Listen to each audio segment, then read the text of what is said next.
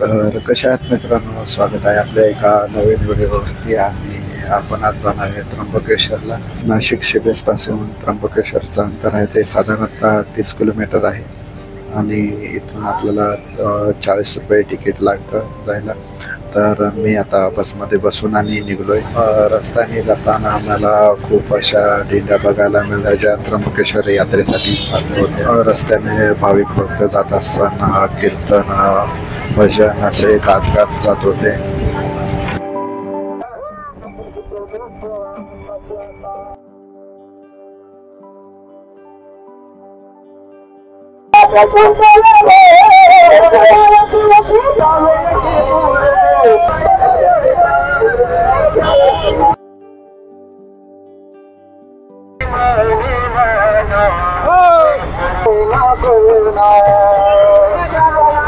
तर या दिंड्या सर्व त्र्यंबकेश्वरला जाऊ राहिल्या आणि आम्ही आताच सिटी बसमध्ये बसलोय.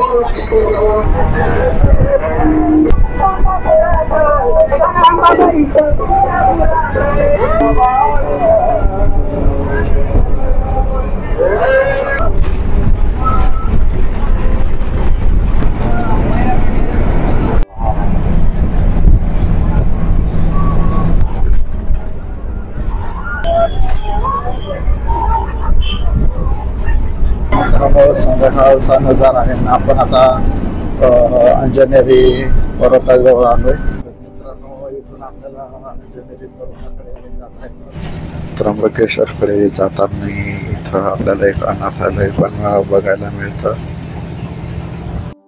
तर मित्रांनो, ज्यावेळेस त्र्यंबकेश्वरची फेरी होती त्यावेळेस इथून आपल्याला फेरीला जावं लागतं. इथून फेरीची सुरुवात होते आणि इकडच्या साईडला तळ आहे पाण्याचं. आणि बघू शकता असं सुंदर असा नजारा आपल्याला समोर जो दिसतोय. पर्वत हा आहे ब्रह्मगिरी पर्वत. सुंदर असं. तर मित्रांनो, आपण आता पोहोचलोय त्र्यंबकेश्वरच्या बस स्टँड जवळ. आणि इकडच्या साईडला आहे बस स्टँड आणि इकडे आहे मंदिराकडे जाण्याचा हा रस्ता. आणि आपण आता तिकडे जाणार आहे. तर समोर आपल्याला बोर्ड दिसत आहे. इथून आपल्याला कुठे जायचं ते आपल्याला सहज आणि सोप्या पद्धतीने समजेल. आणि इथून आपल्याला मंदिराकडे जायला रस्ता आहे. तर जायचं होतं आपल्याला दर्शनासाठी. तर मध्ये गेलो तर लई गर्दी होती, पण हळूहळू आम्ही मंदिराजवळ पोहोचलो आणि दर्शन वगैरे घेतलं.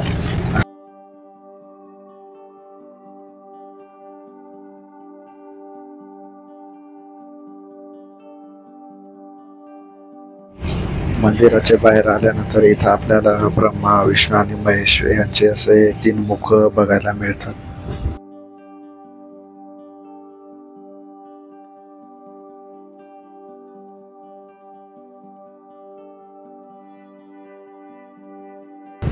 आपलं दर्शन झालंय. आपण आता मंदिराच्या बाहेर निघू आणि त्याच्यानंतर पुढे बघू.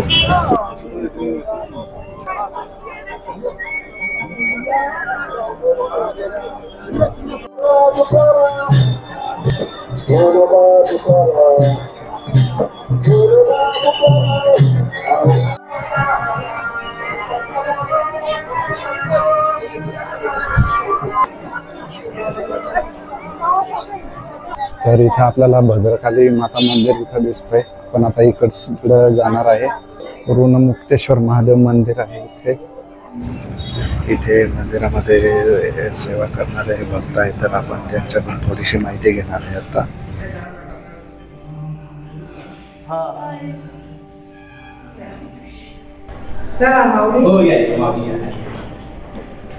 माझं नाव आहे विष्णू अमृता कडू.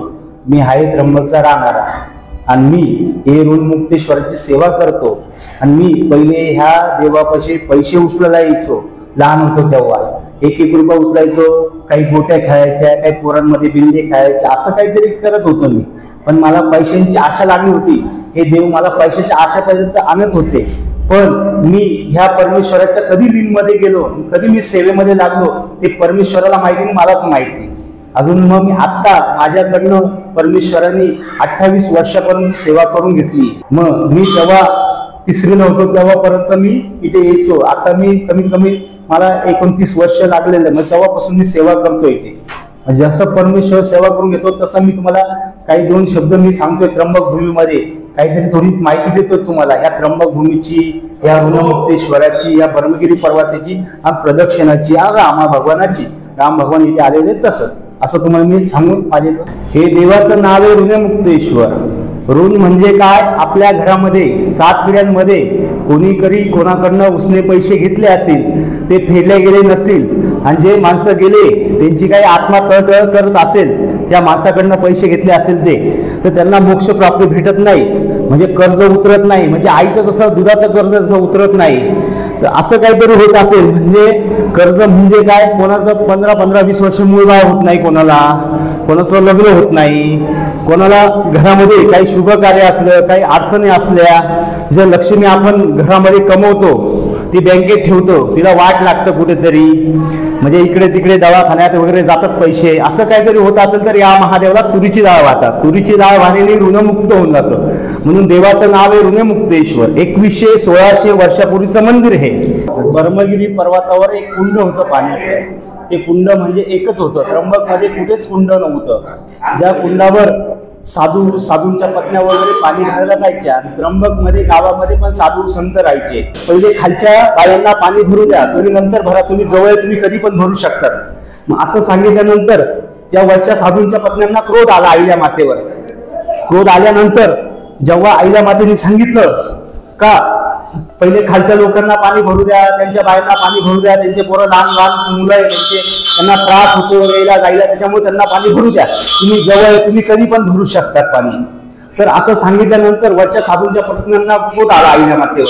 पण मग क्रोध आल्यानंतर जेव्हा मग त्या साधूंच्या पत्न्या तिथे ते मडके आपटून त्या निघून गेल्या त्यांच्या कुटियामध्ये निघून गेल्यानंतर जेव्हा कुटियामध्ये निघून गेले, मग त्यांचे साधू आले.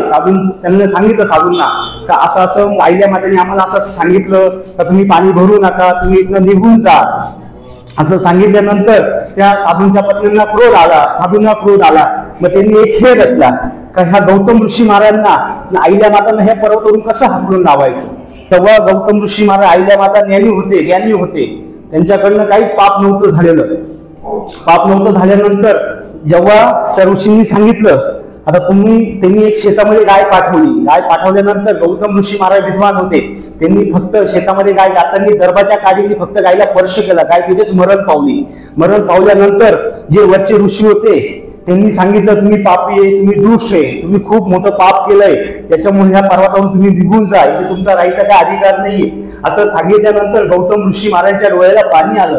गौतम ऋषी महाराजांनी मनामध्ये असा विचार केला होता का माझ्याकडनं एवढं काय मोठं पाप झालं, मी काय एवढा पापी दोषी झालो. तर असं मनामध्ये विचार करत त्यांना मनामध्ये खूप प्रश्न यायला लागले. तेव्हा त्या साधूंना गौतम ऋषी महाराज सांगितलं आता माझ्याकडनं तर पाप झालं, आता हे पापीचं भागीदार मी झालोय, पण मी हे पाप नष्ट करण्याकरता मला काय करावं लागेल. तर गौतम ऋषी महाराजांनी सांगितलं मला काही पण करा, मी काही पण पाप केले, माझ्याकडनं पाप झालेले, जे पाप मिटवण्यासाठी मी काही पण त्याग करेन, माझे प्राण गेले तरी चालेल पण मी त्याग करत. मग ऋषींनी सांगितलं वरच्या ऋषींनी का तुम्हाला इथे राहायचं असेल या पर्वतावर तर तुम्ही गंगेला बोलवा, त्या गंगेमध्ये स्नान करा, मग तुमचं त्या पाप नष्ट होईल. मग गौतम ऋषी महाराजांनी त्या साधूंना सांगितलं माझ्यामध्ये देवशक्ती असेल, साहस असेल, तेवढं प्राणशक्ती असेल तर मी देवाला पण प्रसन्न करू आणि गंगेला बोलून मी पापाचा मुक्तदार होऊन जाईल. असं सांगितल्यानंतर त्या ऋषींनी सांगितलं वरच्या ऋषींनी का तुम्ही या गंगेला बोलवा आणि इथे स्नान करून तुमचा गुहात्या पाप नष्ट होईल. मग गौतम ऋषी महाराजांनी सांगितलं माझ्यामध्ये देवशक्ती असेल तर मी प्रसन्न करत देवाला. मग गौतम ऋषी महाराजांनी 3 दिवसानंतर ओम नमः शिवाय जाप चालू केला. चालू करता 12 लाख वर्ष तपस्या झाली त्यांची. 12 लाख वर्ष तपस्या करून पण ते प्रसन्न नाही झाले. प्रसन्न न झाल्या कारण ते वरचे साधू त्यांच्या पत्न्या हसायला लागले त्यांच्यावर. हसायला लागल्यानंतर मग गौतम ऋषीच्या डोळ्याला पाणी आलं. पाणी आल्यानंतर गौतम ऋषी महाराजांनी सांगितलं तुम्ही एवढे देवशक्ती असेल, एवढे साहस असेल तर तुम्ही देवाला पण प्रसन्न करू शकतात. पण गौतम ऋषी महाराजांनी देवाला प्रसन्न नाही केलं. मग 12 लाख वर्ष तपस्या होऊन पण ते प्रसन्न नाही झाले. मग प्रसन्न कधी झाले तेव्हा आईल्या मातेने सांगितलं का आता माझ्या पतीकडनं पाप झालं तर मी पण आधी पाप नाहीये, मी पण पाप केले अर्थ. मग आईल्या मातेने पण सांगितलं माझ्या पतीसाठी काय साहस वगैरे काय असेल मी देवासाठी परम प्रार्थना करत आणि माझ्या पतीचं पाप नष्ट करत. मग हत्येचं पाप झाले, माझ्या पतीच्या अंगावर लागलेले. मग आईल्या मातेने सांगितलं, मग मी पण काय देवासाठी साधना करेल, मी पण देवासाठी प्रार्थना करेल, मी पण तप करत. मग आईल्या मातेनी जे आपल्या वर्षामध्ये 16 सोमवार, एकादशी, श्रावण सोमवार, वट पौर्णिमा वगैरे सगळं वर्षामध्ये तेवढे सण येतात तेवढे आईल्या मातेने केलं. मग आईल्या मातेने पण तपस्या केली, ओम नमः शिवाय, ओम नमः शिवाय जपाची. तरी देव प्रसन्न झाले. प्रसन्न न झाल्या कारण वरचे साधू होते ते हसायला लागले, ते हे करायला लागले. तुम्ही एवढे ज्ञानी असून ज्ञानी असून तरी देव तुमच्यावर प्रसन्न झाले, त्याच्यामुळे ह्या पर्वतावरून तुम्ही निघून जा, इथे तुमचा राहायचा अधिकार नाही असं सांगितल्यानंतर जेव्हा गौतम ऋषी महाराजांच्या डोळ्याला पाणी आलं, गौतम ऋषी महाराज डोळ्याला पाणी आल्यानंतर जेव्हा गौतम ऋषी महाराज मनामध्ये रडत होते का माझ्याकडनं एवढं काय मोठं पाप झालं, मी एवढं काय पापी दोषी झालो, परमेश्वरा माझं काय एवढं माझ्याकडनं चुकी झाली, तूच आता याच्यातून निवारण कर आणि तूच आम्हाला मुक्ती दे असं सांगितल्यानंतर ती चिकुटिया होती, कुटिया तोडून टाकले, त्यांचे बर्तन ते खाली निघून दे. आणि गौतम ऋषी महाराजांना म्हणे तुम्ही आता ह्या पर्वतावरून खाली निघून जा. खाली निघून गेल्यानंतर गौतम ऋषीने आईल्या माता एक शिवाच्या मंदिरापर्यंत गेले. मग शिवाच्या मंदिराच्या पिंडीवर गेले. मग पिंडी कशी गेल्यानंतर मग आईल्या मातेने सांगितलं, परमेश्वरा माझ्या पतीकडनं काय पाप झालं असेल, काय हे झालं असेल तर मला क्षमा करा, आम्हाला दोघांना याचं भागीदार आम्हाला बनवू नका, आमच्याकडचं काय डोक्यावरचं पाप असेल ते काढून टाका असं सांगितल्यानंतर तरी देव प्रसन्न झाले. प्रसन्न होण्याच्या कारण गौतम ऋषी महाराजांनी मनामध्ये विचार केला, मी ज्ञानी होतो, मी आजपर्यंत एक मुंगी पण नाही मारली, मनाने काही पाप नाही केलं, डोळ्याने पाप नाही केलं. म्हणजे 3 पाप होतात माणसाकडनं, सगळ्यांकडनं 3 पाप होतात. 3 पाप म्हणजे आपण चालता चालता एखाद्या मुंगीवर पाय दिलं ते शरीराकडनं पाप होतं. एक मनशक्ती म्हणजे आत्म्याकडनं पाप होतं. म्हणजे मनामध्ये ते शक्ती असते, 16 शक्ती असतात. 16 शक्ती म्हणजे एक बोलण्याची शक्ती, एक बघण्याची शक्ती, एक चालण्याची शक्ती, एक झोपण्याची शक्ती, एक जेवण करण्याची शक्ती, अशा शक्ती 16 असतात आपल्या अंगामध्ये. तर त्या 16 शक्तींमध्ये एक शक्ती होती ओम नमः शिवाय. तर गौतम ऋषी महाराज हे विद्वान होते, ज्ञानी होते, त्यांच्या मनामध्ये कोणाविषयी काहीच विषय नव्हता. तर गौतम ऋषी महाराजांनी असं शिवाला सांगितलं. शिवाला सांगितल्यानंतर गौतम ऋषी महाराज आईल्या मातेनी त्या शिवाच्या पिंडीवर डोकं आपटून आपले प्राण शक्ती जाणार असे एवढे प्रयत्न करून डोकं आपटून रक्ताच्या धारा व्हायला त्यांनी. मग असं सांगितल्यानंतर तरी शिवजी प्रसन्न झाले. प्रसन्न झाल्या कारण गौतम ऋषी महाराजांनी आणि आईल्या मातेने सांगितलं, आता परमेश्वरा तूच न्याय कर, तूच आमच्यासाठी धावून ये आणि तूच आमचं काही निवारण कर असं सांगितल्यानंतर तरी महादेव आले नाही. जेव्हा आईल्या मातेने सांगितलं, परमेश्वरा माझ्या पतीचं पाप नष्ट झाले तर मी 108 शिवलिंग बनवेल. त्या गंगाधार पर्वतावर तिथे शिवलिंग होतं, तिथे लोक आपण त्यांनी सांगितलं. नंतर 108 शिवलिंग नंतर लगेच देव तिथे प्रसन्न झाले त्यांच्यावर. प्रसन्न झाल्यानंतर जेव्हा शिवानी सांगितलं महादेवाने त्यांना, हे तुम्ही पाप केलं नव्हतं, हे पाप तुम्हाला करायला लावलं होतं, खोटं नाटक पाप हे करले. म्हणजे साधूंनी त्यांना जाण्यासाठी पाण्याचं हे करण्यासाठी त्यांनी एक बिमार गाय टाकली असेल, शेतामध्ये पाठवली असेल, नाही तर गायला काहीतरी खाऊ घातलं असेल, ती अशी गेली आणि तिचा मृत्यू तिथेच झाला. मग ते ऋषींनी त्यांना हे केलं का ही गाय तुमच्यामुळं मेली, असं झालं तसं झालं सांगितलं. नंतर असं सांगितल्यानंतर परमेश्वर म्हणे, हे तुम्ही खोटं पाप होतं, हे तुम्ही पाप केलं नव्हतं, ते पापाचं भागीदार हे झाले. त्या साधूंना त्यांच्या पत्नींना शिक्षा देत होते महादेव. तर गौतम ऋषी महाराजांनी सांगितलं का परमेश्वरा त्या साधूंमुळेच खोटं नाटक काही का होईना पण तुमचं दर्शन झालं म्हणून त्यांना क्षमा करा. असं सांगितल्यानंतर महादेवांनी त्यांना क्षमा केलं. क्षमा केल्यानंतर जेव्हा गौतम ऋषी महाराजांना महादेवांनी वरदानमध्ये सांगितलं तुम्हाला वरदानमध्ये काय पाहिजे, जेव्हा गौतम ऋषी महाराज काही पण मागत होते, सोनं नाणं चांदी अशा मागत होते, पण गौतम ऋषी महाराजचा उद्देश नव्हता. त्यांनी फक्त महादेवाला सांगितलं तुम्ही इथे गंगेला बोलवा, त्या गंगेमध्ये स्नान करेल आणि सगळ्यांचा उद्धार होईल, म्हणजे पाणी कोणाला कमी पडणार नाही असं सांगितल्यानंतर महादेवाने त्यांना वरदान दिलं. वरदान दिल्यानंतर गंगेला बोलवलं, पण गंगा सगळे पेटेमधून ऐकत होती का मला आता खाली जायचंय आणि मला महादेव खाली. तेव्हा महादेवाने 3दा आवाज दिला, ओम नमः शिवाय, ओम नमः शिवाय गौतम ऋषी म्हणत होते. तेव्हा गंगा मातेला महादेवाने 2दा आवाज दिला, गंगा गंगा गंगा, पण तरी गंगा आली नाही. गंगा तिसऱ्यांदा महादेवाने क्रोधित मध्ये आवाज दिला गंगा. तेव्हा गंगा पेटेतून वरती आली. वरती आल्यानंतर मग गंगा म्हणे, महादेवा बोला काय आज्ञा आहे. मग महादेवाने सांगितलं तिला का तुला खाली यावं लागेल, सगळ्यांचा उद्धार करावा लागेल. तेव्हा गंगा माता पेटेतून म्हटली, परमेश्वरा तुझ्या पायाच्या तिथे जागा कोणत्या देवताला पण नाही, मी तो डोक्यावर बसली, मी खाली उतरणार नाही असं सांगितल्यानंतर परमेश्वर म्हणे तुला खाली यावं लागेल, सगळ्यांचा उद्धार करावा लागेल. मग गंगा माता हट्टी झाली, परत जेटेमध्ये जाऊन लपली. लपल्यानंतर जेव्हा गंगा मातेने सांगितलं परमेश्वरा मी आता खाली येणार नाही, मग महादेवाला क्रोध आला.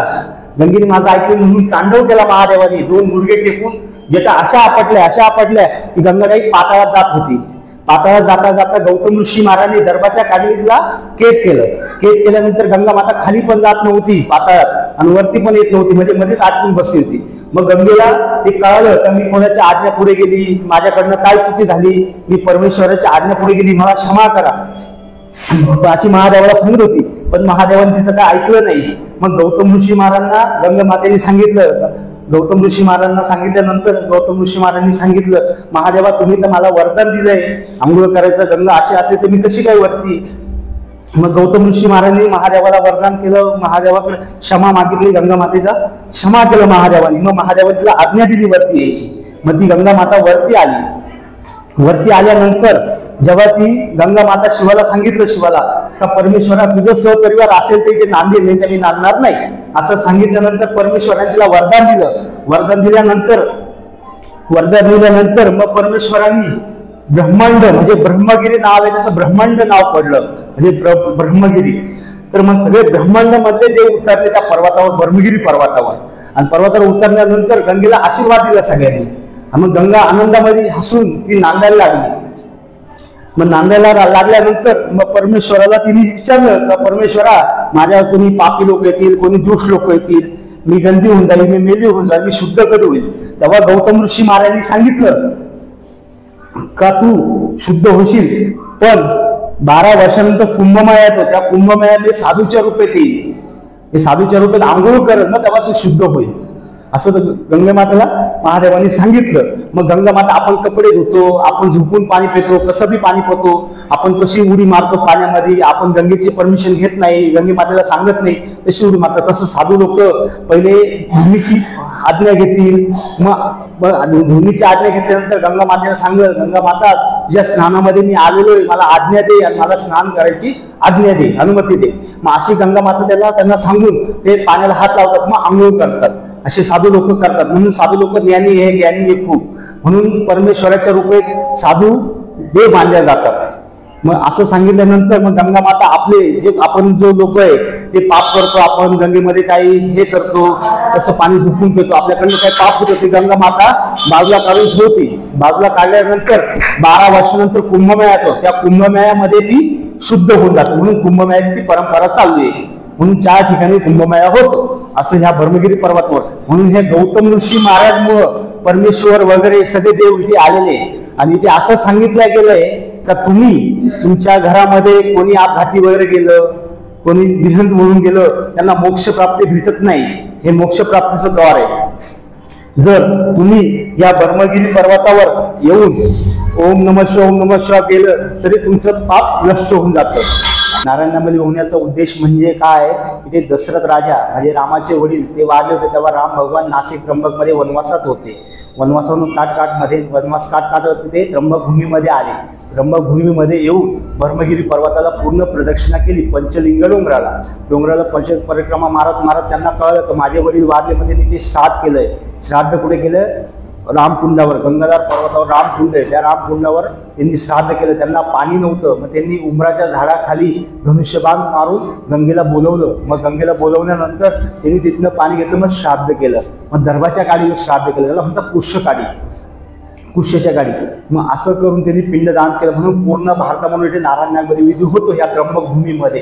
ही पावन भूमी म्हणतात त्याला. तुमच्याकडून आम्हाला खूपच मस्त अशी माहिती भेटली. नाही काय तर इथं आपल्याला एकदम मस्तपैकी माहिती भेटली आहे. आपण आता इथून पुढे जाणार आहे. पुढे आपण कुशावर्त तीर्थकुंड बघणार आहे. आणि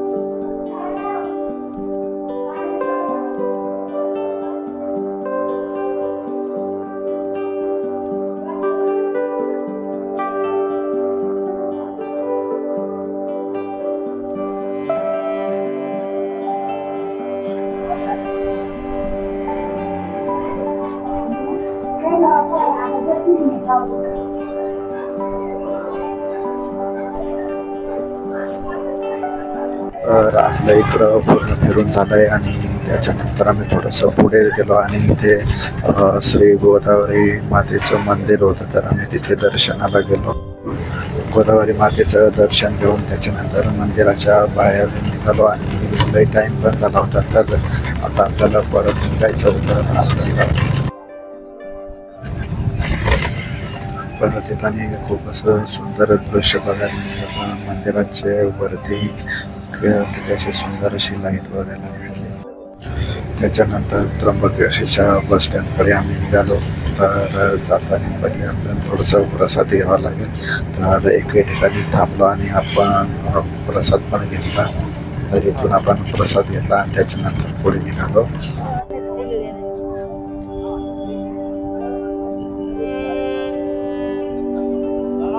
तर आपण आता पूर्ण त्र्यंबकेश्वर मधून फिरून आता बाहेर आलोय. आपण आता त्र्यंबकेश्वरच्या बस स्टँडकडे जाऊ आणि त्याच्यानंतर नाशिकला निघू. योगिताला लागली आता भूक. 15 रुपयाला एक पावड आहे, आपण आता घेऊ आणि त्याच्यानंतर बस स्टँडकडे जाऊ. तर आपण आता त्र्यंबकच्या बस स्टँडवरती आहे आणि इथून आपल्याला या बसमधून आपल्याला नाशिकला जायचं आहे. तर बस केव्हा निघते बरं बघू आपण आता. तर लगेचच बस पण निघाली आणि त्याच्यानंतर आम्ही पण निघालो. तर व्हिडिओ कसा वाटला, व्हिडिओला लाईक करा, शेअर करा आणि चॅनलवर नवीन असेल तर सबस्क्राईब करा.